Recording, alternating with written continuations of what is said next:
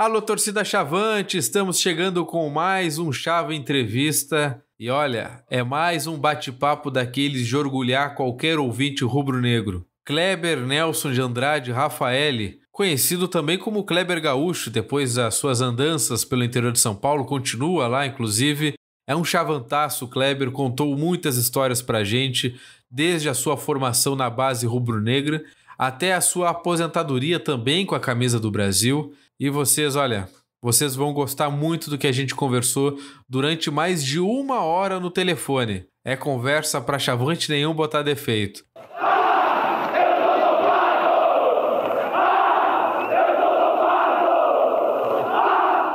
Obrigado por aceitar a entrevista, Kleber. É uma honra para nós falar contigo. Imagina, o prazer é todo meu, cara. Fica tranquilo. Nós todos somos torcedores do Brasil e a gente está fazendo esse trabalho porque a gente quer conhecer mais dos jogadores que marcaram nossa vida e até para registrar essas conversas, valorizar quem ajudou tanto pro Brasil, né, e construiu histórias tão bonitas. Para ser o Brasil de hoje, tem que ter o Brasil de ontem, né? Exato, então... bacana, cara. Parabéns pelo trabalho de vocês, Pedro. Legal, cara, bacana isso aí, velho. Obrigado, Kleber. Então, vou começar então, a gente já separou um monte de perguntas aqui. Vamos embora, cara, na medida do possível que eu conseguir responder, vamos nessa. Kleber, então a gente pegou alguns dados aqui sobre a tua trajetória no Brasil, dados do Isan Miller, não sei se você já ouviu falar dele. Foram 197 jogos, 33 gols com a camisa do Brasil. Tu que é natural de Camaquã, né? Como é que tu foi parar nas categorias de base do Brasil, Kleber? Cara, foi uma situação meio inusitada, porque eu até estive... Na realidade, eu fui para o Brasil em 1993, no comecinho do ano. Uhum. E eu estive anteriormente nas categorias de base do Internacional. E resolvi voltar para minha cidade de Camaquã para trabalhar situação de namorada também. Naquela época era muito novo, né? Tinha namoradinha na cidade, aquela coisa toda. Sim. Acabei saindo do Internacional meio fugido um dia e nunca mais voltei. Eu estava no juvenil do Internacional e acabei trabalhando lá em Camaquã, jogando campeonatos amadores e afins. E diante disso, o César Souza, que jogou muito tempo no Brasil de Pelotas também e foi atleta por diversos clubes aí do Rio Grande do Sul, como 15 de Campo Bom, enfim, outras equipes tantas que ele jogou. O César também era de Camaquã e havia falado para o Céu Dedé, que era treinador dos juniores na época, sobre mim, né? Sobre um atleta que tinha em Camaquã e que tinha possibilidade de virar um bom jogador. E diante disso, eu também naquela época eu jogava o amador regional. Naquela época, se eu não me engano, eu nem jogava pelo Guarani de Camaquã, que disputava o regional. Eu jogava pelo Cristal, pelo time do Cristal. E eu lembro que o falecido Chico Brandi teve um jogo contra... Eu acho que aí em Pelotas, se eu não me falha a memória, o nome do time era Liberal. Eu acho que time Liberal. Era algum time aí de Pelotas que a gente foi jogar contra e nós acabamos vencendo o jogo naquela época por diferença, acho que de 4 gols, foi 4-1, e eu acabei fazendo 2 gols, fui bem no jogo pra caramba. E o Chico Brandi tinha solicitado ao árbitro daquela partida, que era amigo dele, que avaliasse a minha performance. Eu lembro disso até hoje. E esse árbitro acabou passando as informações para o Chico, para o seu Chico Brandi. O César também, o César Souza, tinha avalizado muito a minha situação em relação ao treinador dos juniores da época, que era o Seu Dedé. E eu fui convidado no início de 1993 para fazer um teste no Brasil. Acabei chegando à tarde para fazer um jogo, se eu não me engano, eu não sei, eu acho que era contra o Próspera ou o Cruzeiro, mas aí de Pelotas, entendeu? Sim. Era um jogo antes do amistoso do Brasil e Cruzeiro que teve naquele ano de 1993, o Cruzeiro de Belo Horizonte.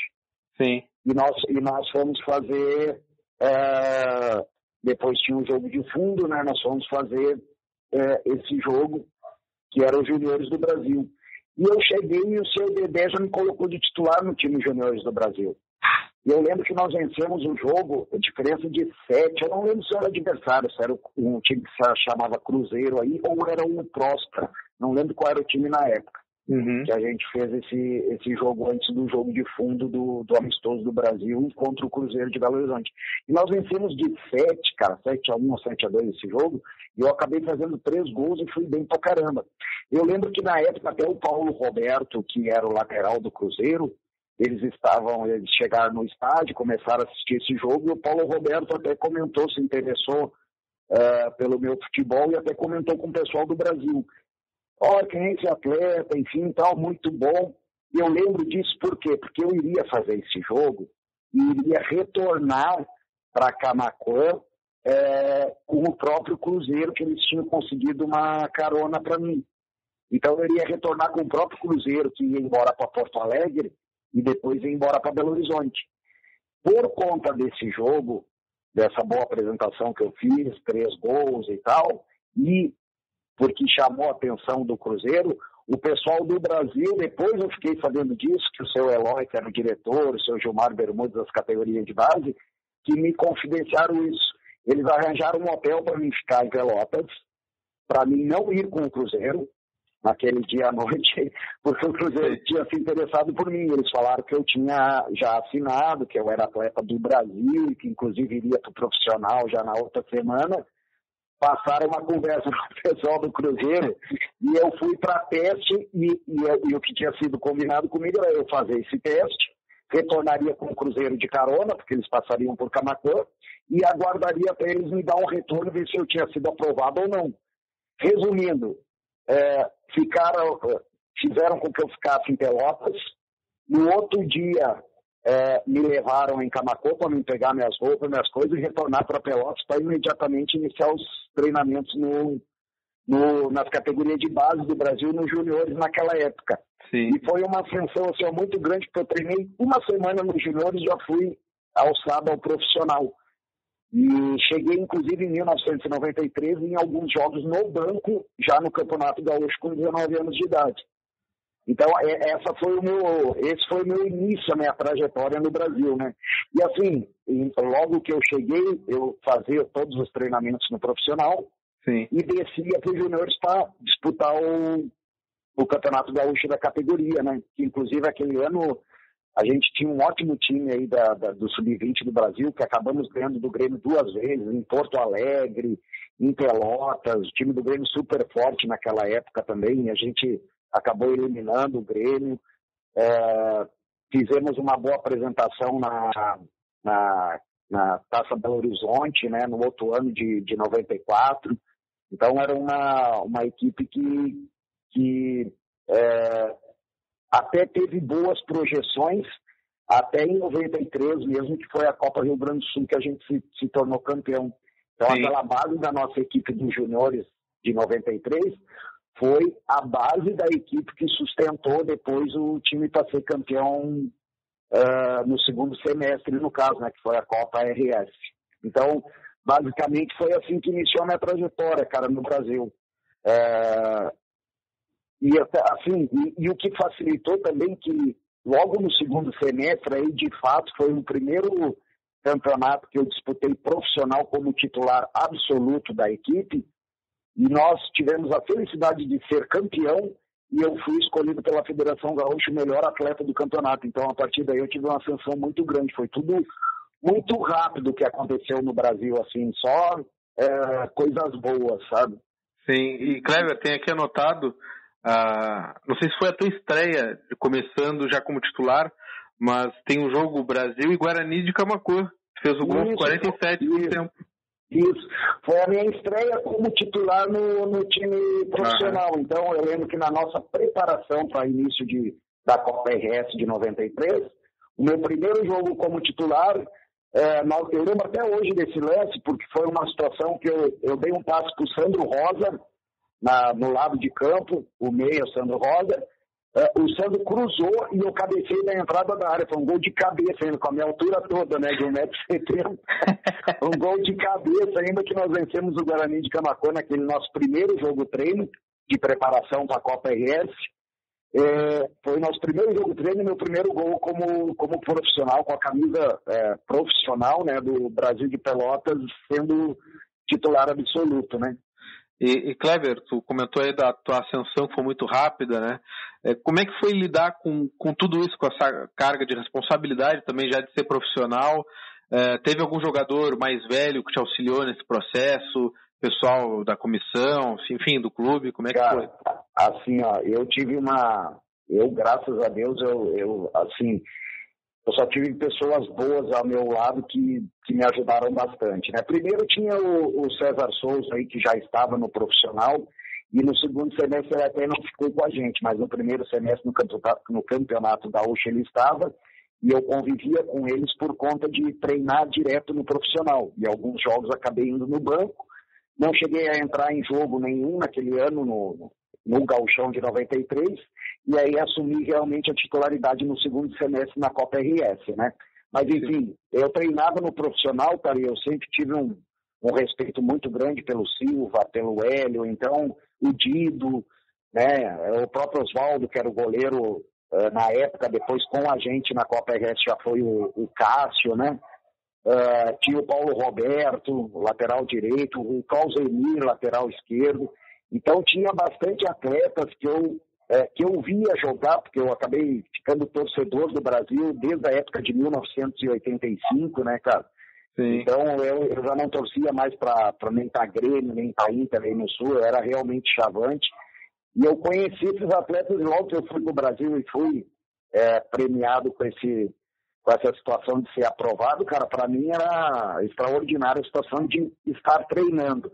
Imagina depois, logo acontecendo isso tudo, ser titular absoluto, vestir a camisa número 10 na época e tomar conta do meio, que na época eu era um quarto homem muitas vezes pela esquerda, né? Naquele tempo se usava um quarto homem pela esquerda.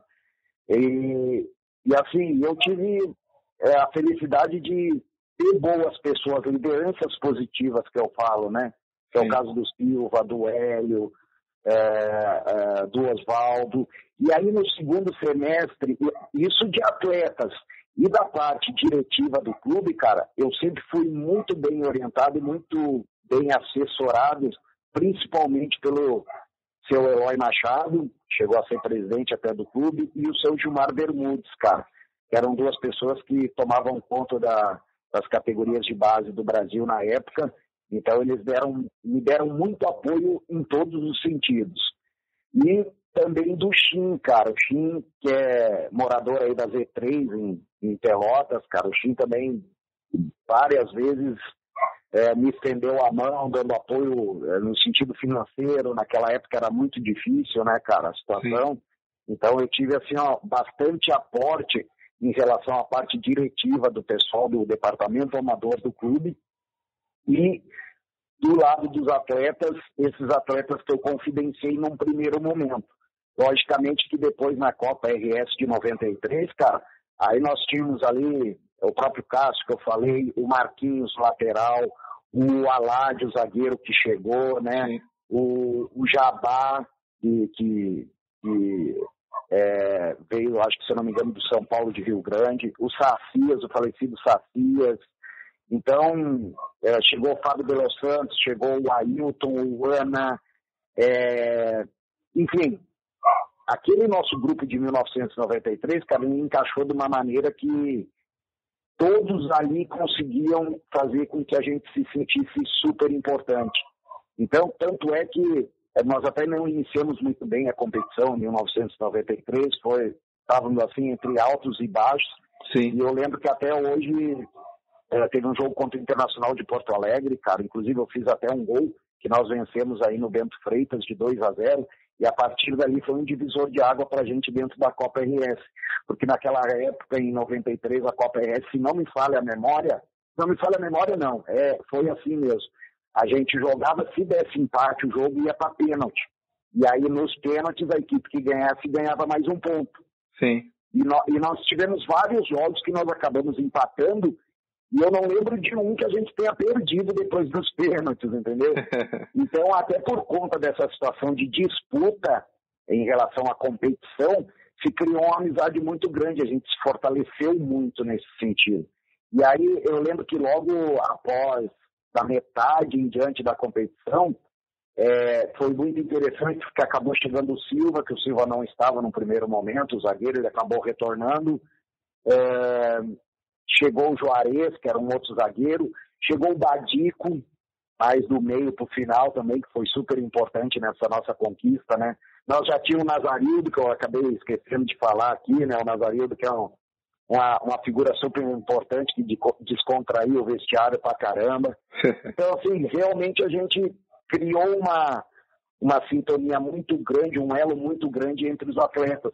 E os próprios atletas da categoria de base que subiram juntamente comigo para ser uma sustentação da equipe do Brasil daquela época para jogar a Copa RS. Eu posso destacar alguns atletas que tiveram uma influência boa ali, que foi o caso do Rogério Camacuã, o zagueiro, o Marcelo, lateral esquerdo, o próprio Sandro Rosa, que jogou em muitos jogos, o Leandro Guerreiro, o atacante de beirada, né? Então a gente criou um clima muito bom, não houve divisão porque alguns eram mais novos e tinham vindo da base, muito pelo contrário, a gente foi muito bem acolhido por todos, né? E essa união eu acredito que foi importantíssima para que a gente conseguisse chegar naquele título ali, que aí para mim foi realmente a situação de deslanchar, né? Que meu primeiro ano como profissional no clube, ser campeão daquela competição e ser escolhido o melhor atleta da competição, realmente abriu as portas no cenário do Rio Grande do Sul, para que outras equipes me olhassem, principalmente até a dupla Grenal, como houve a situação antes de eu ser vendido em 1995 para a TAN, que geria o 15 de Piracicaba.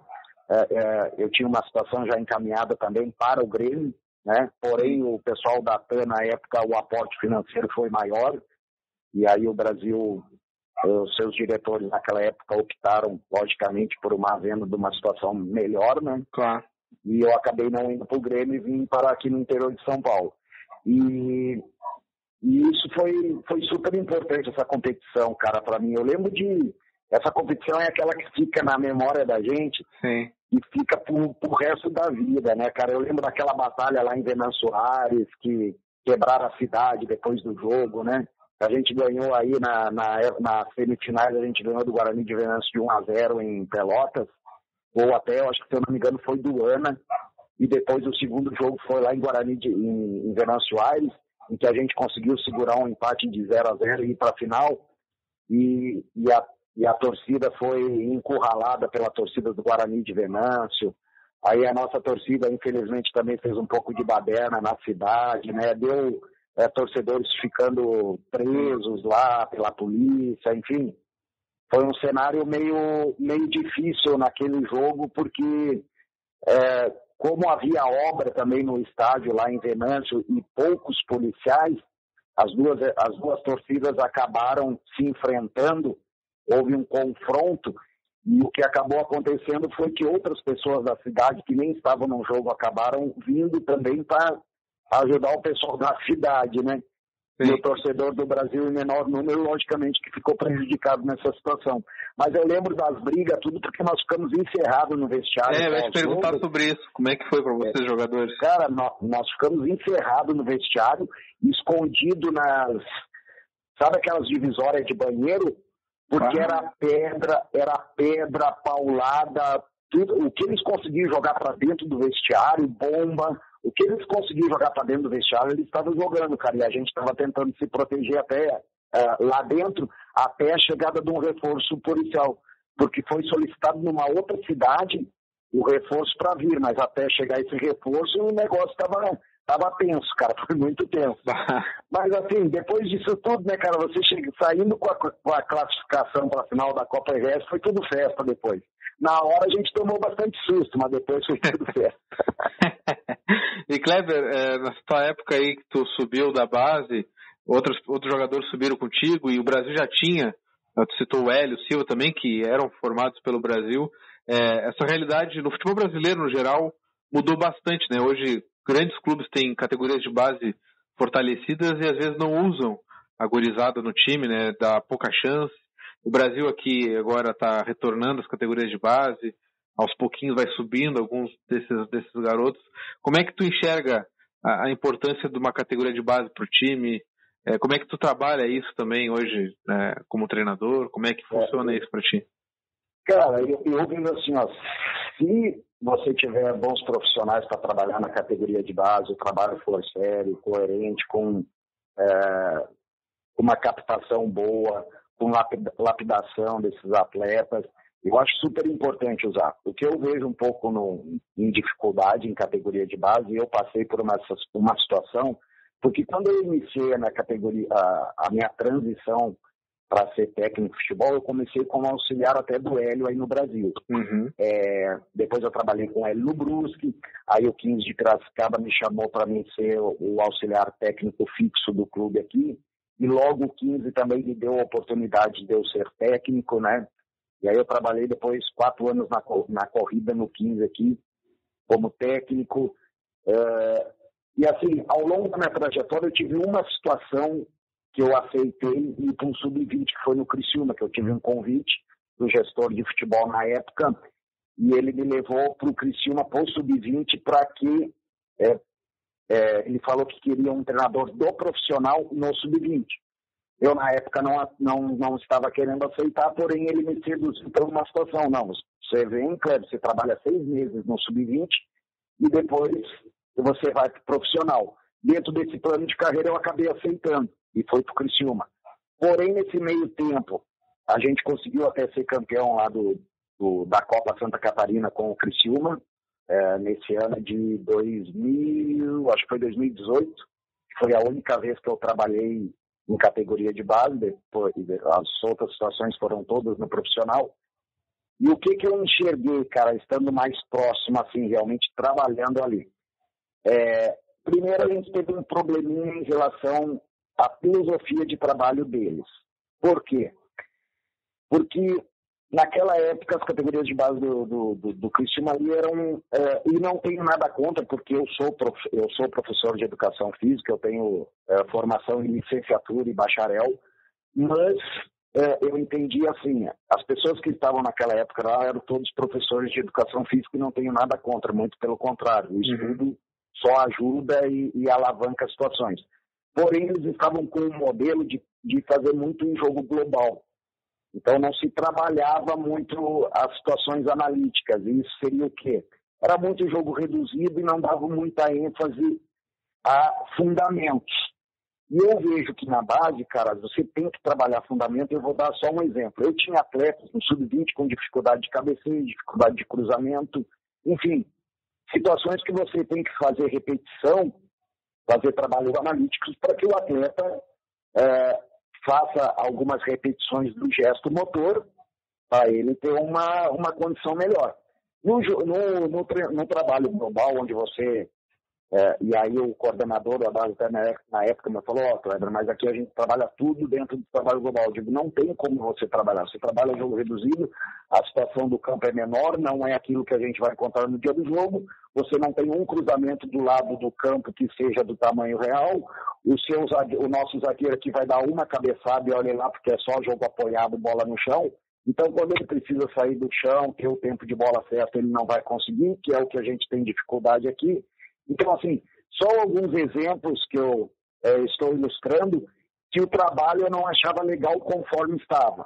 Tanto é que eu implementei um outro tipo de trabalho para que a gente conseguisse ter um resultado melhor na formação do atleta, para o atleta sair mais inteiro pro profissional e não chegar com déficit de cabeceio, de passe, de cruzamento, fundamentos que são essenciais para que você consiga fluir o seu jogo, né? E a gente tinha esse problema. Então, por isso que eu falo, a base sendo trabalhada e bem trabalhada, eu acho que vale a pena e é a situação de sustentação para principalmente os clubes do interior, para conseguir formar atletas tanto para vender como para sustentar a sua equipe principal, mas precisa ser bem trabalhada. Não pode ficar só no foco do europeu, que trabalha muito, só trabalho reduzido e outras situações. É que o pessoal enxerga muito essa situação lá, só que essa situação lá na Europa já são com os jogadores formados, os jogadores prontos, que eles já têm o fundamento apropriado. Sim. E aqui, infelizmente, no Brasil, alguns clubes que eu vejo na categoria de base, eles querem trabalhar isso. Eu via lá no sub-11, sub-12, o pessoal não trabalhando fundamento, o pessoal muito preocupado na parte tática. Pô, moleque de 10, 9 anos trabalhando parte tática. Gente, você tem que dar a bola, tem que fazer o cara dar um passe bom, o cara saber cabecear, o atleta, sabe, gostar do jogo, assim, não ficar se preocupando com 9, 10 anos com a parte tática. Até pode colocar alguma coisinha, mas não ser esse o fator principal. E isso eu vi que tinha dificuldades em algumas categorias de base que a gente passava. Mas a minha relação assim com categoria de base, eu sempre gostei muito. Aqui no 15, meu primeiro ano como técnico do profissional foi 2013, na Copa Paulista. Eu chamei naquele ano 9 atletas do sub-20 do 15, eu alavanquei para o profissional. Depois, 2014, eu chamei 11. Ou seja, eu sempre gostei de trabalhar com a molecada, alavancar esses atletas, dar oportunidade para que eles pudessem dar um retorno para o clube, porque isso facilitaria a vida financeira do clube, né? Em todos Sim. os sentidos, seja no sentido de não precisar ir no mercado para contratar, seja no sentido de uma venda futura. Então eu vejo como super importante as categorias de base e ela não pode ser desprezada, cara. Quem negligencia a categoria de base, cara, só clubes que eu vejo que tem um aporte financeiro muito grande que não vê necessidade nisso. Falo para você, talvez um Palmeiras da vida hoje em dia, né? Talvez até um Flamengo, mas aí eu já vejo por outro lado também. Se os caras têm um aporte financeiro bom, aí que deveriam investir mais. Claro.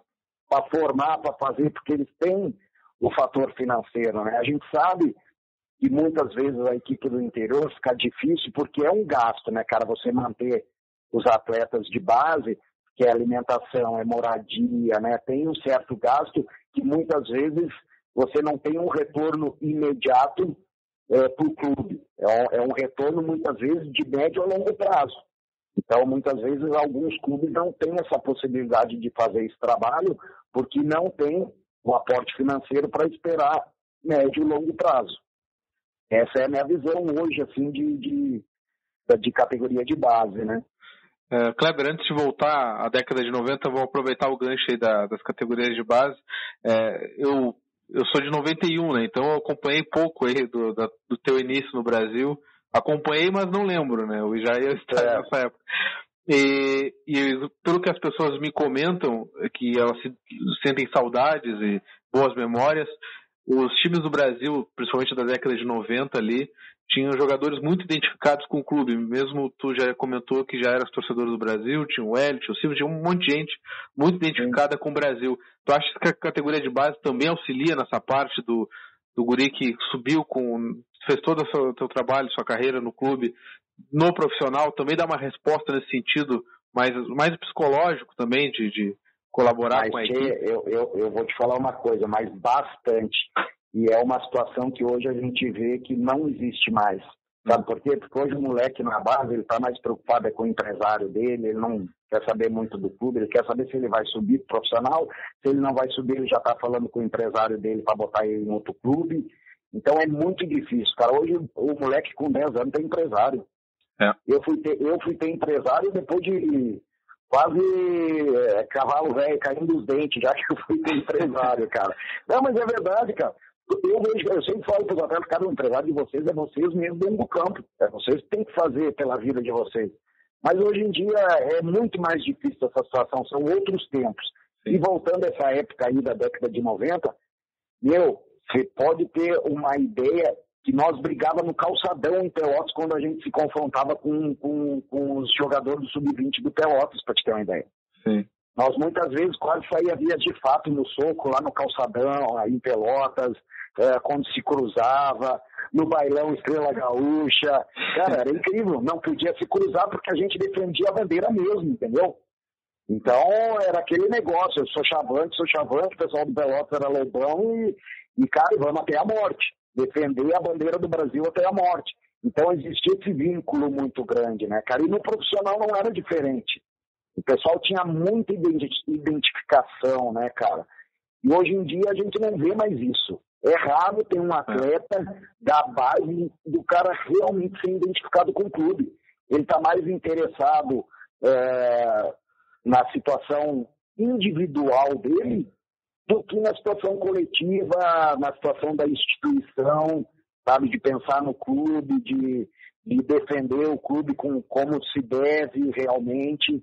Hoje é bem mais complicado, né, cara? Naquela época era muito mais fácil se formar também atleta, eu acho que por conta disso, porque existia muita identificação nas categorias de base dos clubes no qual você defendia.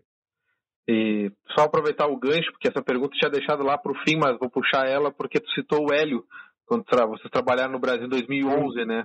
Eu estou como auxiliar dele. Como é que foi trabalhar com ele, que para ti já era uma referência na época como jogador, e depois trabalhando na comissão?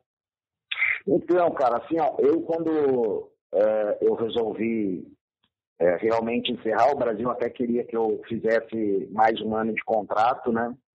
Seria o 2011, para mim participar mais um ano.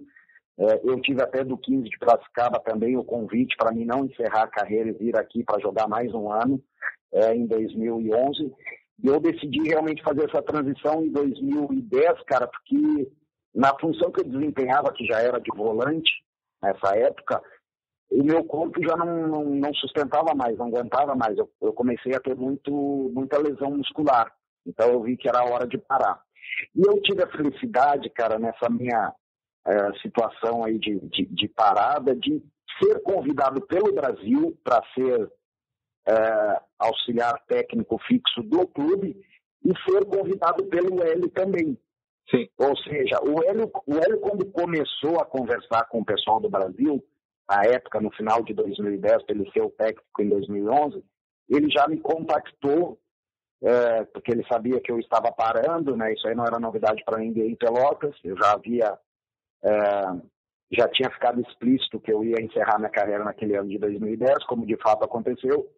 E o Hélio, sabendo disso aí, ele me ligou: Kleber, eu estou querendo te fazer o convite oficial, porque eu estou conversando com o pessoal do Brasil, e daqui a pouco, se eu não acertar com o pessoal do Brasil, e eu acertar com outro clube, eu gostaria que você fosse trabalhar comigo, na minha comissão, ser meu auxiliar. Eu agradeci o convite do Hélio, né, cara, e prontamente me coloquei à disposição dele, porque era uma referência minha como profissional, né, como atleta, e para mim seria muito satisfatório poder trabalhar com ele. E logo após o Hélio me ligar, na outra semana, o Brasil também estava naquela situação de transição, o Brasil acabou me fazendo o convite para ser o auxiliar técnico fixo do clube. Porém, eu declinei porque agradeci também e falei que já tinha aceitado o convite do Hélio. Por conta disso, eles me falaram que também estavam falando com o Hélio, que o Hélio era um dos nomes para ser o treinador do Brasil 2011, como de fato aconteceu. Aí acabou o Hélio sendo realmente o treinador escolhido. E aí eu tive a felicidade dupla, né, cara, de poder iniciar na comissão técnica, poder iniciar com o Hélio, né, trabalhando com o Hélio, e no Brasil, cara, que é o meu clube de coração. Então, para mim foi sensacional, cara. E assim, ó, foi de grande valia. Tanto é que, lógico, naquele ano a gente não conseguiu fazer uma boa campanha, nós acabamos até saindo ali no decorrer da competição, mas aí depois o Hélio acabou indo para o Brusque, eu acabei indo trabalhar com o Hélio também de auxiliar no Brusque lá, onde a gente teve Campeonato Brasileiro de Série C na época, teve Copa Santa Catarina disputando, e foi muito proveitoso em relação a aprender como funcionava todo aquele lado, né? Porque a gente vive muito o lado de atleta e depois do outro lado é completamente diferente, cara. Não tem muita coisa a ver, não. Lógico que a nossa carreira como atleta ajuda, mas o outro lado é bem mais complicado, viu? Eu posso te falar que como atleta é muito mais fácil. E, Kleber, falando do teu período como atleta, agora voltando novamente no tempo, né? Em 95 tu deixou o Brasil e foi pro 15, aí tu até comentou, né? E no mesmo ano, tu enfrentou o Brasil numa oitava de final na Série C, o 15 passou, o Brasil ficou eliminado. Como é que foi enfrentar o Brasil na Baixada?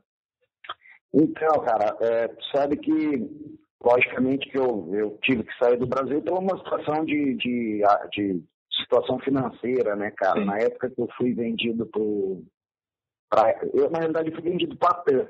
A TAM era patrocinadora do São Paulo e era gestora do 15 de Piracicaba.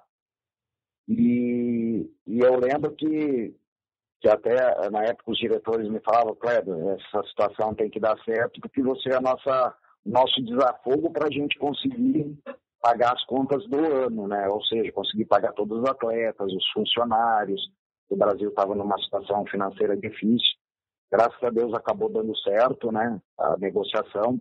Eu acabei indo para o 15 e por um destino, né, cara? Vou dizer um destino fatal, assim, porque eu não gostei, mas aconteceu, né? De a gente acabar se enfrentando no Brasileiro da Série C daquele ano, cara. E, infelizmente, eu tive que até... Já estava defendendo outra camisa e como profissional mesmo, sendo chavante, cara, eu primeiro sou profissional. Claro. Tive que até fazer gol, né, cara? No Brasil, eu fiz um gol de falta no Cássio, né? No jogo em Piracicaba. E assim, cara, foi realmente difícil, cara, porque quando eu cheguei no primeiro jogo, que foi aí em Pelotas, quando eu cheguei no estádio, cara, eu tive uma recepção muito calorosa por conta da torcida, sabe? Muito calorosa. Tanto é que meus companheiros estavam preocupados pra caramba. Eles falaram, cara, desse jeito aí você vai botar a camiseta e vai jogar pro lado dos caras, né? Do jeito que tá a situação. Então, sabe, o prazer maior de um atleta, acho que de qualquer pessoa como profissional, é ter o trabalho reconhecido, cara.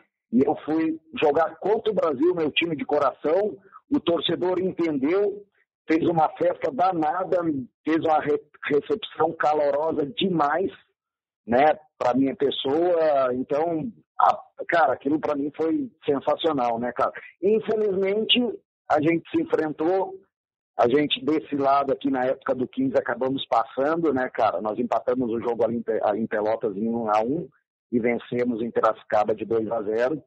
E a gente acabou passando e até naquele ano mesmo conquistando o título de campeão da Série C aqui pelo 15.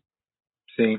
Aí tu voltou em 98 e aí tem aquele jogo, aqui, não só aquele jogo, mas alguns jogos históricos, entre eles o Grêmio no Olímpico, saiu do banco, marcou o primeiro gol no jogo da volta, né? Como é que foi? Claro, esse foi o segundo jogo, mas abordando todo o contexto, né? As declarações do Lazzaroni, o Brasil comprando aquela briga para enfrentar o Olímpico, o Montanelli dizendo que não tinha perdido pro Grêmio ainda. Como é que foi esse clima para vocês jogadores? O velho Montanelli, né, cara? Então, cara, eu tava disputando o Campeonato Paulista aqui pela Matonense, né? O Matonense na época tava na primeira divisão do Campeonato Paulista. E o seu Montanelli, a gente tem amizade até hoje e tal, e ele me ligava direto, Cleber, preciso que você venha aqui. Naquela época o Campeonato Paulista terminava muito antes do Gaúcho, né? Preciso que você venha aqui e tal, não sei o quê, preciso reforçar o time, eu digo, Montanelli, assim, a hora que liquidar a fatura aqui, pode ter certeza que eu vou. E eu lembro que faltava ainda uma rodada e eu consegui a liberação do Matonense, porque a Matonense já tinha alcançado seu objetivo, não tinha... nós tínhamos feito bons jogos, até ganho de São Paulo na época, que era um cano de time, enfim, fizemos uma ótima campanha aquele ano e não tinha mais como nós chegar no título, mas nós estávamos longe de qualquer situação de descenso. Então aí a Matonense me liberou e eu acabei levando o Thailson, centroavante, que o Montanelli disse, preciso de um atacante, tal, de Montanelli, tem um atleta comigo, assim, aqui, papapá. Eu sei que eu nunca fiz, foi a primeira vez que eu fiz isso na minha vida e também depois eu não fiz nunca mais, cara. Eu acabei acertando até o meu salário, acertei o salário do Thailson sem encostar o Thailson, né? Eu digo, eu só falei, Thailson, acertei lá, nós vamos embora pro Brasil, nós vamos semana que vem, só vamos fazer o último jogo, o penúltimo jogo pela Matonense aqui e vamos embora pra Pelotas. Eu lembro, cara, que eu cheguei em Pelotas, eu viajei o dia inteiro, que eu tive que levar minha documentação aqui na Federação Paulista, dar a entrada e já levar ela em mãos para dar a entrada na Federação Gaúcha aí no Rio Grande do Sul. E eu lembro, cara, que a gente viajou a noite inteira, eu e o Thailson, porque de Matão a São Paulo tem, acho que deve ter uns 300 e poucos quilômetros.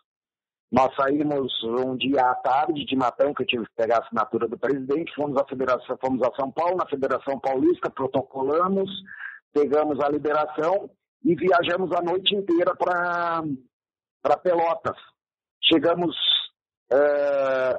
Nós chegamos na Federação, na parte da manhã, em Porto Alegre, demos entrada na documentação, fomos para Pelotas na parte da tarde, botaram um coletivo para terça-feira à noite, na Baixada, porque jogava contra o Juventude na quarta.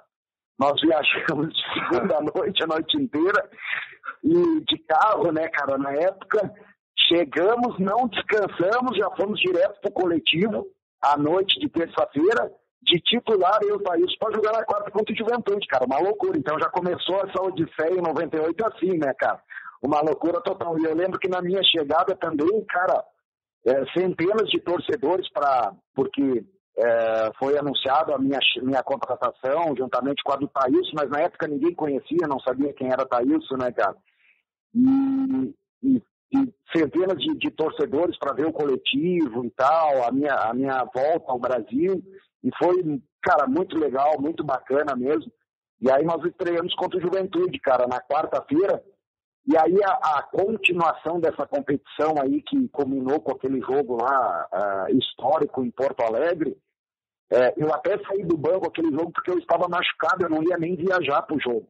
Pra te ter uma ideia, eu estava com uma lesão no reto femoral, eu não podia jogar. Uma lesão constatada por imagens e tudo mais, exame de imagens. O Hélio, na época, falou para mim, porque no início, quando nós chegamos, era, se eu não me engano, acho que era o Ernesto Guedes, e depois o Hélio que assumiu. Eu lembro que o Hélio falou assim para mim, Kleber, eu preciso de você lá. Eu digo, Hélio, eu não consigo chutar a bola, eu não tenho como jogar, porque o reto femoral é o músculo do chute, é na parte anterior, né, da coxa. Então eu conseguia até, de certa forma, correr, mas eu não podia chutar a bola. Aí eu digo, Hélio, mas o que eu vou fazer? Ele disse, não, eu preciso de você lá, você vai pro banco e tal, fica lá. Beleza, eu tô indo para dar uma força pro pessoal, né, ser mais um ali na parte psicológica, enfim, de motivação e tudo mais, mas não ia nem pro jogo, cara. Pra minha surpresa, a hora que o Luiz Gustavo machucou no início do primeiro tempo, o Hélio me chamou, Kleber, vem. Eu digo, Hélio, mas como é que eu vou jogar, cara? Ele só falou, meu, eu confio em ti, eu sei que você vai dar conta, fica tranquilo. Se você não aguentar, você cai, eu faço a troca. Cara, eu não ia nem pro jogo. Aí eu entrei no jogo, pra te ter uma ideia, foi um dos primeiros lances, o Thaílson arrancou pela esquerda, e eu já saí, tanto é que eu entrei no lugar do Luiz Gustavo, porque o Luiz Gustavo era o centroavante, né, do time naquela época. E eu entrei já jogando mais no ataque, não podia chutar a bola, lá vendo. Mas eu não podia chutar a bola de peito de pé. Tanto é que o gol, quando o Thaílson toca a bola, eu dei a chapa na bola, que era o único jeito que eu conseguia tocar na bola com a perna direita, né? Então eu usei de chapa para fazer o gol no Danley, cara. E assim, eu passei o jogo inteiro usando mais a perna esquerda do que a direita. A direita quase nem colocava na bola, porque eu não tinha condição, né? E acabou dando tudo certo naquele jogo, enfim, a gente conseguiu esse feito histórico aí, né, cara? E realmente houve toda esse contexto aí. O Lazzaroni foi muito infeliz na declaração dele no jogo em Pelotas, né, cara, no nosso primeiro jogo, dizendo que nós estávamos dopados, que nós corríamos demais, enfim.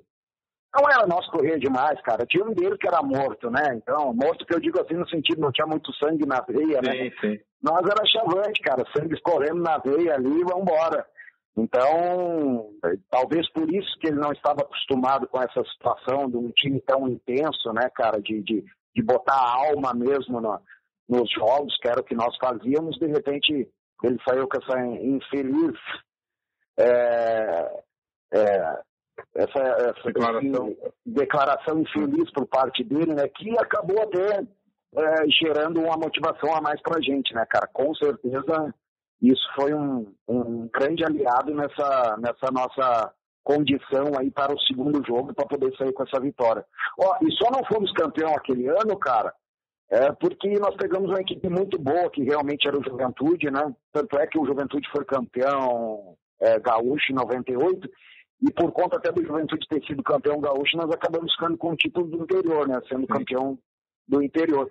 Porque se nós passássemos pela Juventude, cara, eu não tinha dúvida nenhuma que nós também venceríamos o Internacional. É que nós realmente pegamos o Juventude, o Juventude estava muito certinho, com uma equipe muito qualificada, né? Com Santos Sotile, com o Flávio, com o Rodrigo Grau, enfim, a equipe deles na época lá era uma equipe muito boa também, né, cara? Com mérito eles foram campeões, né? E Kleber, eu estava até revendo as imagens que o Marcelo Barbosa, que é do Chavacast também, ele publica as imagens do colecionador Chavante, né? Ele tem material gigante. E ele publicou esses dias Muitas dessas perguntas são dele, inclusive. E ele publicou esses dias as imagens, né, tanto do Grêmio como do Juventude. E no primeiro jogo não veio torcida do Juventude para cá, para Pelotas. E aí na volta a torcida do Brasil invadiu, né? E aí me incomoda um pouco isso, né? Pô, a torcida se dedicou tanto, mas futebol é assim, né? Mas o Hélio, desse período aí que eu gosto muito, não só da resposta do Bontarelli, mas também a resposta de vocês, jogadores, é que assim, a gente sabe que existe um abismo estrutural e financeiro para Grêmio e Inter. Isso aí acho que nunca vai mudar na história, né? Mas o Brasil se comportou como um time que não baixa a cabeça, né? Que vai jogar, vai enfrentar dentro do campo com a bola no pé. E é isso que a gente acha que o torcedor do Brasil quer, né? Se o time nos der um pouquinho daquela raça que a torcida já tem, eu acho que aí já fica uma combinação muito forte, né? E eu acho que esse é um exemplo clássico, assim, quando o Brasil tem a torcida e tem o time alinhados, fica mais forte, né? Engrossa o caldo. Tanto que teve aquela festa também, né? Exato, até nesse sentido desse jogo lá em Caxias, porque o primeiro jogo aí foi empate, né, em Pelotas. Sim. O segundo jogo lá em Caxias, cara, a gente foi prejudicado, foi muito prejudicado numa situação em que foi o nosso zagueiro Vladimir ser expulso ainda no primeiro tempo, né, cara? Então isso nos custou muito caro naquele jogo lá. Então, assim, até no que tu colocou aí, que a nossa equipe realmente se portava numa situação de enfrentar as outras equipes de igual para igual. Vai perder? Pode até perder, como foi o caso que perdemos para o Juventude, por méritos do Juventude. Não vamos tirar o mérito deles, porque realmente era uma equipe muito boa, né? Mas a gente jogava de igual para igual com todo mundo, cara, até com dupla Grenal, se fosse o caso, como foi o caso do Grêmio, que nós enfrentamos de peito aberto e conseguimos superar. E se nós tivéssemos passado pelo Juventude, nós iríamos enfrentar o Inter de peito aberto, sem aquele medo de time do interior de querer só se defender, entendeu? Com coragem, com atitude. Então, a torcida Chavante com certeza ficou orgulhosa daquele time por conta disso. Lógico que a decepção veio por conta de não ter conseguido passar pelo Juventude, porque a gente viu uma possibilidade grande do Brasil chegar ao título aquele ano, sabe? Então, realmente existia isso, mas eu tenho certeza que a torcida, em momento nenhum, se sentiu envergonhada pela equipe que tinha, muito pelo contrário. A gente perdeu, mas perdeu de cabeça em pé, cara, tentando enfrentar de igual para igual todo mundo. Isso é muito legal. E Kleber, agora voltando já para a tua carreira como jogador, tu foi recuando, né, de posição em campo ao longo do tempo. Começou como meia no Brasil, né, e terminou como volante. Como é que foi essa adaptação? Foi natural? Não, cara, sabe na realidade que isso me atrapalhou bastante, né? Porque hoje eu poderia ser milionário se eu tivesse ficado de meia atacante, né, cara? O pessoal foi me empurrando para trás, quanto mais atrás a gente ganha menos dinheiro, né, cara? É incrível. Não, mas foi assim, cara, eu lembro que eu comecei, cara, como um quarto homem pelo lado esquerdo.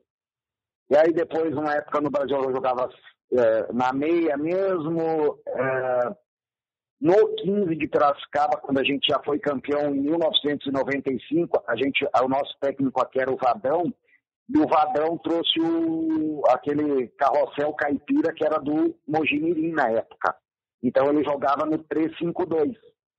Esse 3-5-2 dele, na época também que a seleção brasileira, uma época jogou, e que o Zagallo falava que o número 1 dele era o Juninho Paulista, não sei se vocês lembram disso, que tinha aquele número 1 que era o meio-campista ali de organizar, né? Eu acabei fazendo essa função também no 15, ou seja, nós jogávamos num 3-5-2, jogava com praticamente os 3 zagueiros, 2 volantes, né? Os 2 alas, e eu era o único meia mesmo que jogava, e com 2 atacantes. Eu joguei no 15, 95, 96, 97, um técnico aqui disse assim para mim, Kleber, você é meia, você tem qualidade de meia, só que você marca muito bem como um volante e a sua saída de bola, o seu passe é muito bom, você erra pouco, difícil você errar passe. Eu vou começar a trazer você para você jogar como segundo volante para você melhorar a nossa saída de bola, para nós melhorar a nossa organização ofensiva na saída de bola. E acabou me puxando, cara. E eu fui vindo. Aí eu lembro que Depois daí jogando como segundo volante, depois acabei em algumas situações jogando como primeiro volante, que foi mais na época que eu fui para Criciúma. Em Criciúma, até o ano que a gente foi campeão catarinense, cara, em 2005, eu joguei como líbero, para te ter uma ideia, atrás dos zagueiros. Então eu era quase um terceiro zagueiro, a gente foi campeão catarinense aquele ano, eu jogava atrás dos zagueiros. Então, quando nós tínhamos a bola, eu passava na frente dos zagueiros para jogar. Quando nós perdíamos a bola, eu ia para trás do zagueiro e fazia a cobertura dos zagueiros, para te ter uma ideia. Então eu cheguei a jogar um campeonato praticamente como zagueiro, pelo Criciúma, né? Mas ali eu já estava jogando como primeiro volante na época do Criciúma. Quando a gente foi campeão brasileiro da Série B pelo Criciúma em 2002, eu já jogava como primeiro volante. E assim fui recuando, cara. Fui me adaptando, porque eu sempre tive uma boa marcação por conta da voluntariedade, né? A minha qualidade no passe também era boa, o que fez com que os técnicos me trouxessem um pouco para trás para poder iniciar sempre as jogadas.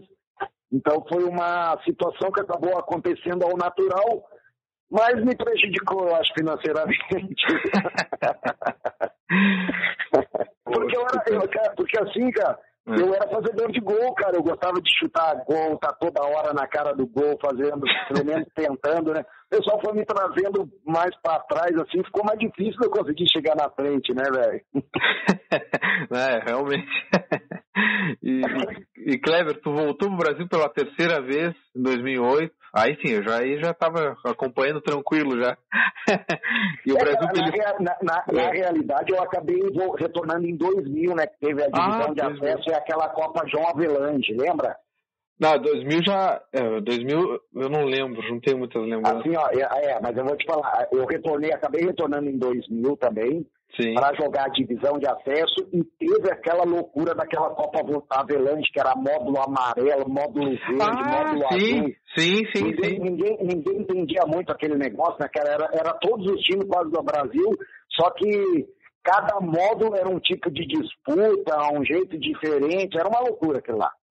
Enfim, mas assim, ó, eu lembro que eu retornei para a gente jogar a divisão de acesso, e inclusive a gente até fez uma boa primeira fase, se eu não me engano, a gente, do nosso grupo, nós fomos o primeiro colocado na primeira fase da divisão de acesso.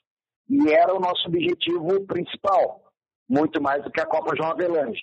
Porém, como o Brasil resolveu disputar a Copa João Avelange, e aí talvez tenha sido o erro do Brasil na época, a gente acabou ficando muito dividido. Porque aí tinha as viagens, era jogo em cima de jogo junto com a divisão de acesso, e a gente acabou dividindo a atenção, cara. O Brasil teve que contratar mais jogadores para dar conta de disputar as duas competições simultâneas. Até assim, ó, enquanto não tinha começado a Copa João Avelange, a gente deu conta tranquilo da divisão de acesso. Tanto é que na primeira fase a gente foi o primeiro colocado do nosso grupo, eu lembro disso até hoje. E após, assim, o início e continuação da Copa João Avelange naquele ano, a gente foi tendo problemas porque a gente não conseguiu, a gente tentou dividir atenções, entendeu? A gente tentou, de fato, mesmo dizendo que a preferência era a divisão de acesso, a gente acabou muitos jogos da João Avelange, eu que era titular acabei indo para jogos da João Avelange, então acabou sobrecarregando em alguns jogos para retornar para a divisão de acesso. Tanto é que aí na segunda fase a gente não conseguiu manter a mesma performance e acabamos não chegando ao acesso naquele ano, cara. Talvez se a gente tivesse disputado só a divisão de acesso, a gente teria conseguido o acesso, assim, até de uma forma tranquila, sabe? Porque a gente vinha bem. Mas como acabamos dividindo atenções, não conseguimos chegar bem, na realidade, aí em nenhuma das duas. E aí, após isso, eu acabei retornando depois em 2008, que era para encerrar a carreira, né? Sim. E esse 2000, agora estava vendo aqui, tu marcou 10 gols esse ano pelo Brasil. Exato. Então, mas eu te falava, fazia gol, era goleador, cara. E 2000... e Kleber, em 2008... Porque assim, ó, quando eu voltei esse ano ainda, em 2000 eu ainda era meia. Ainda meia, sim. Ainda era meia, exato. Pô, se tivesse continuado aí.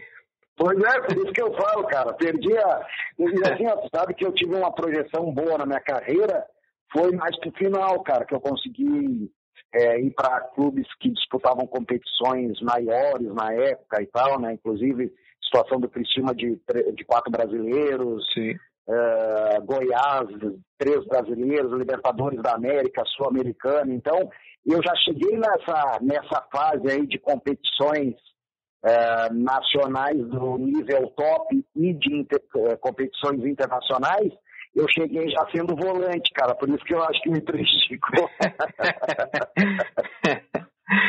Bom, voltando a 2008, então, Kleber, o Brasil beliscou o acesso à Série B ali, 2008, 2009, o Brasil fez boas campanhas, o Brasil sempre buscando o acesso à Série B, e teve aquele jogo contra o Marcílio Dias, no jogo um dilúvio na Baixada, eu tava lá, Exato. De capinha de chuva. O Alex Martins comemorou em cima do placar, meteu aquele golaço no meio campo. Eu quero te perguntar, tu viu o goleiro adiantado ou tu quis lançar a bola pro ataque? Mas, cara, eu mostro esse gol que o pessoal fala até hoje, porque o narrador falou assim, o Kleber e tal, deu um chutão. Eu digo, que chutão, rapaz? Eu vi o goleiro pra encobrir, rapaz, que chutão. Cara, aquele campo daquele jeito, a única coisa pra se fazer era levantar a bola e jogar lá na frente pra causar transtorno por time adversário.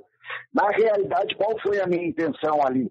Jogar a bola mais próximo do gol deles, porque eu sabia que o Milá estava lá próximo, sempre. Eu tinha combinado com o Milá, digo, Milá, o falecido nosso eterno ídolo aí, o Milá, né? Eu digo, Milá, cara, eu vou pegar a bola não rola. Eu vou pegar a bola, vou levantar e vou jogar no teu rumo lá pro lado do gol. Só que assim, ó, não fica aberto.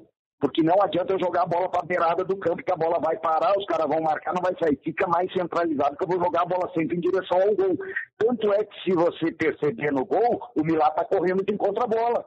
A bola passou por cima dele, ele está correndo de encontro à bola.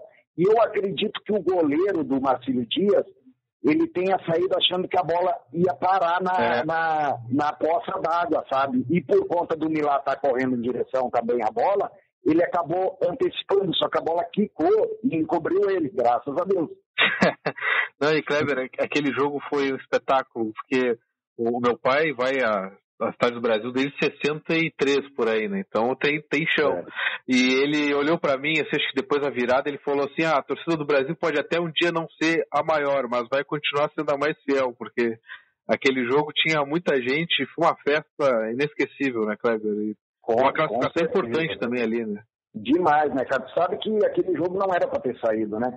Nós ficamos sabendo depois pelo delegado da partida, porque aquele jogo envolvia também a situação... Porque assim, 2008 e 2009, cara, foram duelos épicos contra o Caxias nessa época, porque o Caxias era o nosso grande rival da Série C, tanto em 2008 como em 2009. Então, era uma rivalidade absurda, nós e o Caxias nessa época, por conta dos dois sempre duelarem na Série C. E o Caxias, se eu não me engano, estava jogando em Toledo naquela tarde, e o jogo lá iria sair. A chuva torrencial era em Pelotas. Então, a gente soube que o árbitro recebeu uma ligação e nós tínhamos que ganhar o jogo. Nós soubemos que o delegado recebeu uma ligação, passou para o árbitro da Federação Paulista, mandando sair o jogo, independente do estado que tivesse o gramado. Porque não tinha a mínima condição da prática de futebol. A mínima condição. Só que o árbitro deu a condição de jogo porque ele foi orientado, né, não vou dizer mandado, foi orientado pela CBS para que tivesse o jogo. O jogo teria que sair porque o Caxias era muito mais forte que nós nos bastidores, né, cara? Então, eles tinham uma situação melhor em relação aos bastidores do que a gente. Então, esse jogo saiu de qualquer jeito, o que facilitaria o Caxias, porque a nossa briga era com o Caxias, o Marcílio Dias já estava classificado, e a outra vaga disputava Caxias, que jogava, se eu não me engano, com o Toledo, lá em Toledo, no Paraná, e jogava nós e Marcílio. Porém, para nós que tínhamos que construir o marcador, era muito difícil jogar naquela circunstância. Para quem tem que construir. Para quem tem que destruir, é muito mais fácil. Sim. E nós ainda, por incrível que pareça, naquele jogo, saímos perdendo ainda de 1-0, né, cara?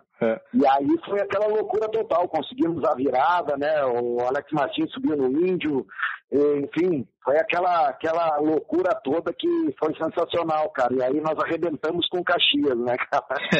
Falando no Caxias, Kleber, eu acho que eu fui num jogo contra o Toledo em Caxias, não foi? Tu não fez os 2 gols nesse jogo? Fiz os 2 gols, nós tivemos que jogar lá em Caxias.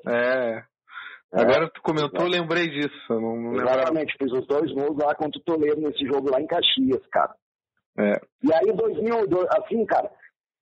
2008 foi difícil, né, cara, porque nós tínhamos também um grupo bom, cara, e nós chegamos numa situação boa, assim, eu acho que teve, se eu não me engano, foi um octogonal em 2008, cara. Isso.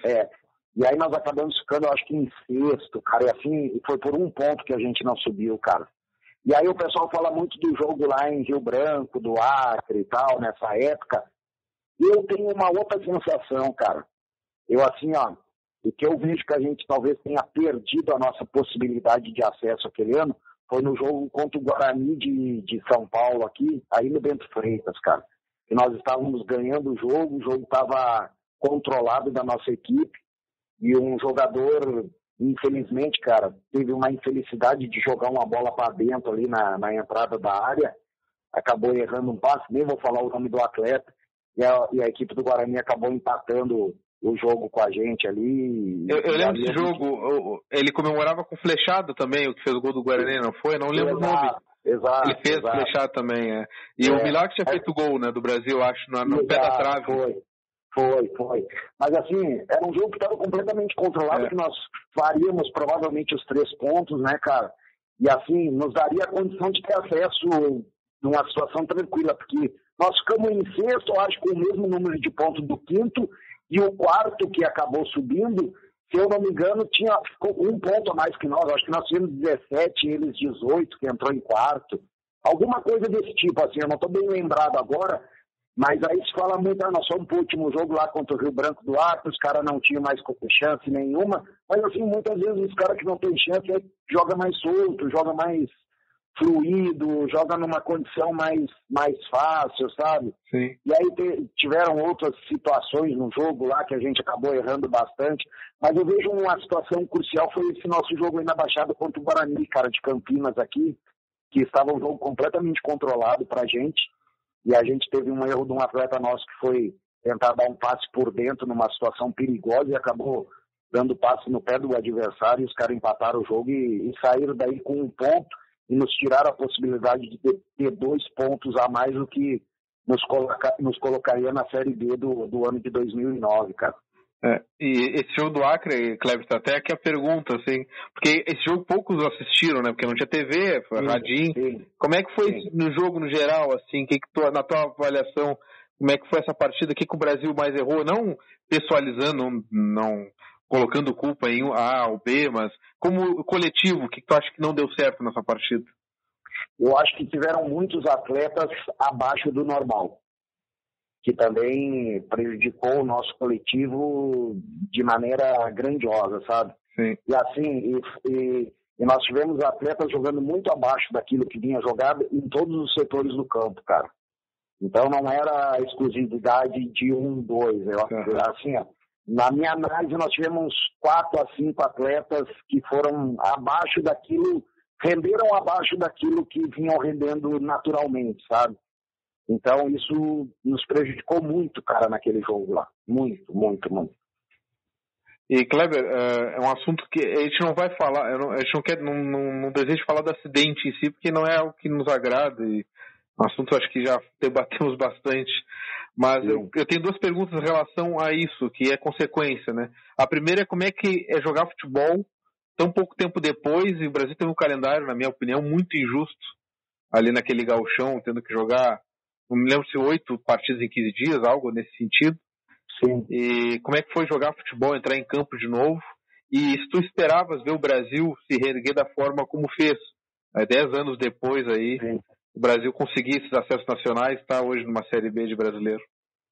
Cara, na realidade, assim, vamos direto ao contexto lá após o acidente e tal, para a estreia da competição, né, cara? Claro.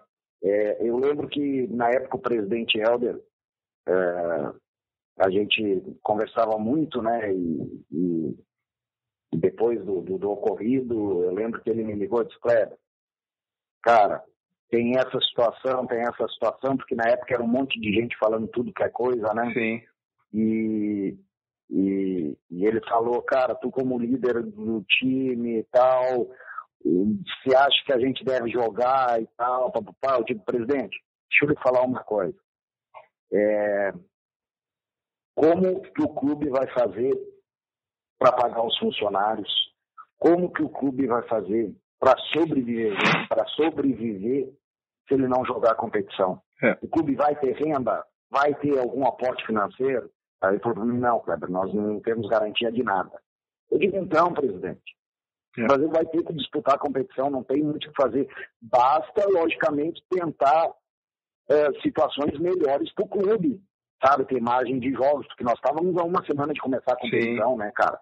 Então, foi uma catástrofe que dizimou a nossa equipe, né, cara? Eu lembro quando... E aí, o que aconteceu? Aí ele pediu: não, então vamos marcar uma reunião com os atletas que estão mais em condição. Aí eu lembro que a gente marcou a reunião, até infelizmente nesse dia também da reunião, o próprio Jorge Muti acabou se acidentando de novo de carro, retornando, né, cara? Uma situação bem louca, né? Sim. E foi isso colocado para os atletas, cara: ó, a situação é essa, nós vamos jogar, não vamos jogar.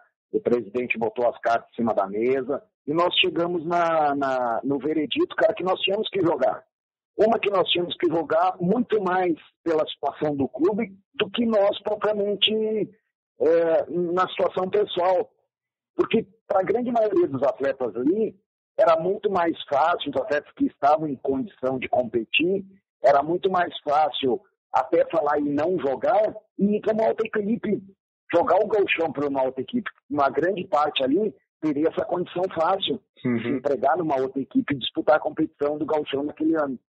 O que talvez não tenha sido feito de forma, vamos dizer assim, um pouco mais, não vou dizer favorável, mas um pouco mais lógica dentro de todo o contexto, é a sequência de jogos que teve, né, cara, nessa situação toda aí, e nem sei se teria a possibilidade de fazer diferente por conta de datas, né, da própria federação, mas enfim, o Brasil ficou sobrecarregado, né, cara, sobrecarregado. Eu lembro que eu tinha uma condição boa para jogar, mas o jogo antes da estreia, que foi contra o próprio Santa Cruz de novo, eu estava machucado. Eu machuquei aquela semana do jogo, eu nem consegui jogar o jogo da estreia, né, cara? Tanto é que eu acho que quem jogou até de capitão naquele time foi o Alex Martins, se eu não me engano. E eu não pude nem jogar o jogo da estreia porque acabei machucando também na semana antes de iniciar o jogo, né? E também foram muitas outras situações, né? Porque todo mundo disse que ia ajudar, na hora foram poucos que ajudaram. E a ajuda foi assim. Eu tenho o Joãozinho aqui que não... Com todo respeito ao Joãozinho é uma forma que eu estou falando assim, para não colocar nomes, né? Então eu tenho o Joãozinho, o Guinho, o Zezinho, o Luizinho, enfim, esses aqui não servem nem para minha base aqui. Vamos então mandar lá pro Brasil, lá, porque o Brasil está precisando de jogador, entendeu? Sim. Então, chegaram muitos atletas realmente muito abaixo do nível de competição de um gauchão. Muito abaixo de poder vestir a camiseta do Brasil. De saber o que o Brasil representa, do que é esse manto, do que cada um tem que fazer. Então foi chegando jogador um atrás do outro, a gente acordava num dia no hotel, daqui a pouco tinha 2, 3 jogadores se apresentando e já indo pro jogo à noite. Uma loucura, cara. Uma loucura. Enfim, uma loucura total que não tinha outra situação a não ser realmente o descenso, cara.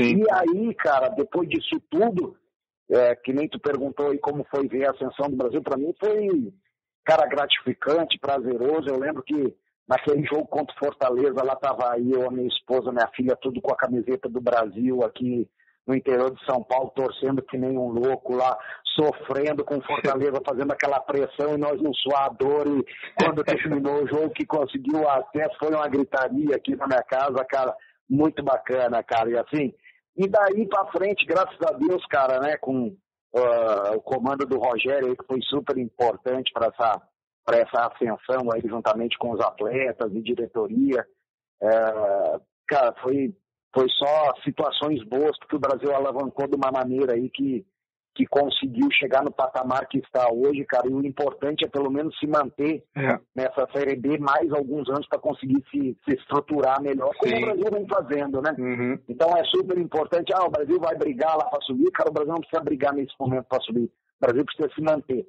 ter sempre essa renda, ter o aporte financeiro, buscar investimento que você numa Série B é muito mais fácil de conseguir, então se manter para estruturar o clube e pensar em situação de subir depois para uma Série A, depois que estiver com o clube estruturadinho, com uma condição boa que você possa subir e conseguir se manter.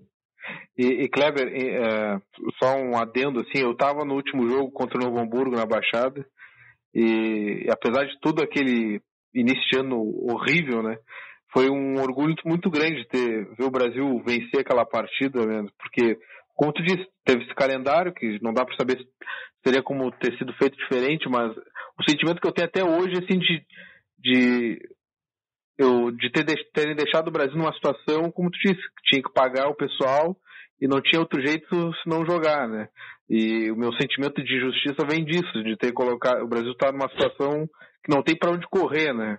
Esse é o meu sentimento, mas eu estava lá no último jogo, e naquele ano mesmo, 2009, né, quase subiu para a Série B, pegou apenas o campeão, que foi o América. O América Mineiro, exato. Nós demos um azar danado de cruzar com o América. E assim, e até recordando esse ano de 2009, aí, que nós também fizemos, se degradamos, né, cara, com o Caxias esse ano aí também, e assim,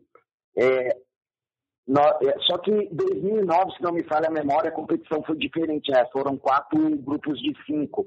Uhum. Em 2008 eram 60 e poucos times, eram grupos 64, de 4 se não me engano, e tal, alguma coisa assim. Em 2009, cara, eu lembro que foi bem mais sucinto a Série C. Foi, se eu não me engano, com 20 clubes apenas. Isso. E eram 4 grupos de 5, então classificava 2 somente, né? 3 ficavam fora. E eu lembro que o nosso grupo tinha Criciúma, Marcílio Dias, era nós, Caxias, eu não lembro qual era o outro. Metropolitano, não era? Metropolitano, exatamente. Então era bem forte, cara, e acabou passando nós e Caxias, né, cara? E assim, até eu acho que, se eu não me engano, com pontuação igual, e o Caxias ficou pelo saldo de gol, que tinha 1 gol a mais do que a gente. Acabou o Caxias passando em primeiro, nós em segundo. Mas assim, foram duelos muito bons também nessa época aí. E aí nós tivemos a infelicidade de pegar a melhor equipe da competição, né, cara, que foi o América. E aí no primeiro jogo nosso, né, nas quartas de finais contra o América em Pelotas aí, caiu água pra caramba, não sei se vocês lembram disso. Lembro, uma chuva danada, não dava para jogar. Infelizmente, eu estava fora nesse jogo por suspensão de cartão, então eu não pude jogar esse primeiro jogo aí na Baixada. E nós tivemos a possibilidade até de vencer o jogo, porque o jogo terminou 0-0, nós tivemos um pênalti que o nosso zagueiro acabou errando, infelizmente. Então aí nós fomos, não sei se tu lembra disso, nós fomos jogar em Belo Horizonte, com um placar que empatamos em Pelotas, nós tivemos um pênalti no segundo tempo, que nós infelizmente desperdiçamos, e aí lá não teve jeito, porque a equipe deles realmente, tanto é que foi campeão com méritos, né? Sim. Era uma equipe muito ajustadinha, muito certinha aquele ano, o América Mineiro. E se tivesse vencido o jogo em Pelotas, tu acha que a gente teria tido mais chance lá em Belo Horizonte? Eu acho que o jogo seria diferente lá. Eu acho que seria diferente. Nós tivemos uma situação lá que nós tomamos o gol muito cedo também, né? E mesmo assim, nós tivemos que sair um pouco mais pro jogo. Se nós tivéssemos vencido aí em Pelotas de 1-0, mesmo nós tendo tomado aquele gol lá, nós poderíamos continuar com a postura mais tranquila dentro do jogo, tá? Em vez de abrir um pouco mais e dar possibilidade pro América Mineiro conseguir jogar mais em cima da gente numa situação de transição ofensiva. O que acabou acontecendo porque a gente espaçou um pouco, porque tinha que sair pro jogo, e acabou dando espaço para a equipe do América, que era uma equipe que jogava muito em velocidade, né? E isso facilitou o jogo deles. Porque se a gente ganha um jogo em Pelotas e joga lá e acaba no jogo, mesmo tomando gol cedo ali no primeiro tempo, a gente poderia continuar com a postura de defender bem e nós continuar explorando a velocidade em cima do do América, e aí inverteu a situação. Como nós tivemos que sair para o jogo, o América explorou essa situação em cima da gente. Kleber, se encaminhando para o final da nossa conversa, que foi maravilhosa. Obrigado por ter nos atendido, ter contado coisas tão legais, assim, coisas que acho que poucos torcedores até sabem, ouviram. E já aproveitando, já que tu é treinador hoje do Velo Clube de São Paulo, na Série A3, está em terceiro lugar, né? A gente estava conversando antes. Pede o apoio da torcida Chavante aí para torcer também pelo Velo esse ano. Cara, na realidade, assim, ó, o pessoal primeiro, eu que agradeço, né? Para mim foi uma delícia poder relembrar todas essas situações, né, cara? Eu como Chavante e ter tido o privilégio de iniciar minha carreira profissional no Brasil e encerrar no Brasil, que era o que eu queria, e iniciar minha transição também no Brasil, né, cara, na comissão técnica. Agora, só o que falta do Brasil para mim é ser o treinador e eu vou ser. Pode escrever isso aí. Com certeza. Já falei esse ano até falei com o presidente, com o Ricardinho, que me ligou até para saber a respeito de uns atletas aqui do interior de São Paulo. E até já confidenciando para vocês, eu digo, só falta isso. Agora, para mim, fechar meu ciclo de ouro no Brasil é um dia eu ser treinador do Brasil. E o presidente falou, Kleber, a hora vai chegar, pode ficar tranquilo em relação a isso. Então eu vou esperar, mas a minha hora vai chegar, pode ter certeza. E assim, para mim uma delícia, cara, um prazer. E sempre, quando eu puder, eu faço questão de contar essas histórias, até mesmo porque as pessoas mais novas e que são torcedores e que gostam do clube, muitos não conhecem algumas notícias, alguns fatos, alguns até conhecem pela boca de alguns, e contado, sabe que as situações contadas, cada um tem a sua maneira e o seu jeito de ver e de contar, né? Então isso que é o bacana, né? De repente é a mesma história, mas contada por uma outra visão. Então, isso que eu acho bacana, cara. E por conta disso, eu ia falar que a velha guarda aí de Pelotas, dos torcedores, não só de Pelotas, mas da região, enfim, dos Chavantes em outros estados, Santa Catarina, Paraná, até aqui em São Paulo, no interior de São Paulo, tu pode ter certeza que tem muitos que me escrevem, que mandavam na época e-mail, SMS, agora tem o Zap, tem muita gente que continua me acompanhando, né, a minha trajetória e tal, dentro do futebol, trabalhando desse lado aqui agora como treinador, por conta daquilo tudo que eu fiz como atleta do Brasil. Então é muito bacana você ter o reconhecimento e ter o apoio e o acompanhamento desses torcedores, né, cara? Então isso assim, é inigualável o sentimento que a gente possa ter nesse sentido, e com certeza essas pessoas sempre estão torcendo nos clubes que eu trabalho, principalmente aqui no interior de São Paulo. E aproveito também para pedir o apoio, a torcida aí, sempre que puder, né, dar uma acompanhada aí hoje no Velo Clube, que é o clube que eu estou trabalhando como técnico aqui. Mas mais do que tudo, cara, eu sinceramente quero pedir o apoio do torcedor aí para a fase do Brasil hoje, que não é muito fácil aí dentro do Campeonato Gaúcho, né? A gente acompanha sempre, sabe que teve dificuldades aí agora nessa primeira fase aí, e o Brasil precisa demais do seu torcedor para conseguir alavancar e assim, ó, deixar para trás qualquer risco de uma situação de rebaixamento que seria catastrófico agora nesse momento, né? Tenho certeza que o Brasil vai conseguir dar a volta por cima aí, vai conseguir sair dessa situação, fazer uma outra competição agora nessa retomada melhor, né? Então, mais do que pedir o apoio e a torcida para mim aqui, cara, é pedir realmente o apoio do torcedor para a equipe, para pegar junto com a equipe aí, para fortalecer, para que os atletas se sintam abraçados, né? Para que eles possam desempenhar melhor as suas funções dentro de campo aí, consiga fazer o Brasil aí ter uma vida diferente aí nessa retomada do gauchão. O que tu disse é o que qualquer torcedor chavante diria mesmo. Brincadeira. Mas é isso, cara, é o que eu sinto. Obrigado, viu, Kleber, pela entrevista e por ter sido um dos nossos em campo aí. Esperamos vê-lo no Brasil no futuro próximo. Eu que agradeço, cara. Eu que agradeço demais e muito obrigado por esse momento, por eu poder reviver tudo isso que foi muito marcante na minha vida. Obrigado, viu, Kleber? Bom descanso e boa noite. Toma água, porque foi longa a entrevista. Mas bem bacana, cara. Viu? Muito obrigado por tudo aí. Um grande abraço e chavante até morrer, cara. Dailson tá fugindo livre. Tem o Kleber já invadindo a área. O passe para o Kleber, pode marcar. Tirou, feito! Gol!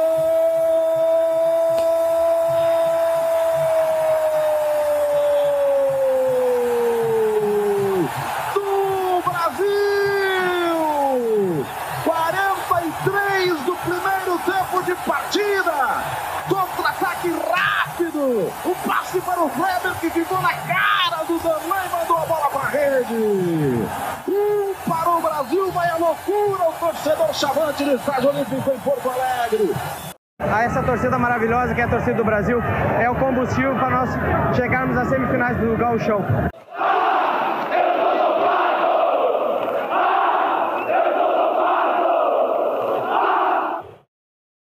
Depois de uma entrevista tão forte e emocionante que ouvimos aqui no ChavaCast com o Kleber, ao qual agradecemos novamente, nós do ChavaCast gostaríamos de dedicá-la a 3 grandes chavantaços, assim como o Kleber, assim como você que está nos ouvindo, que partiram no início deste ano.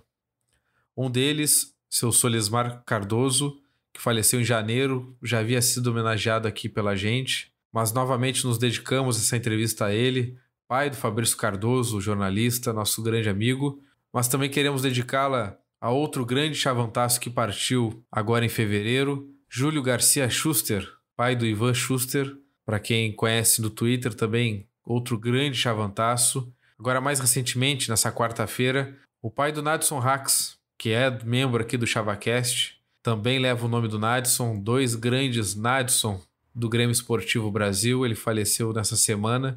E, portanto, nós gostaríamos de dedicar essa entrevista, esse trabalho como um todo, a esses 3 chavantaços. E como a gente sempre diz, chavante nunca, mas nunca está sozinho, não importa onde. Mesmo sem jogo, a gente sempre tem outro chavante do lado por perto.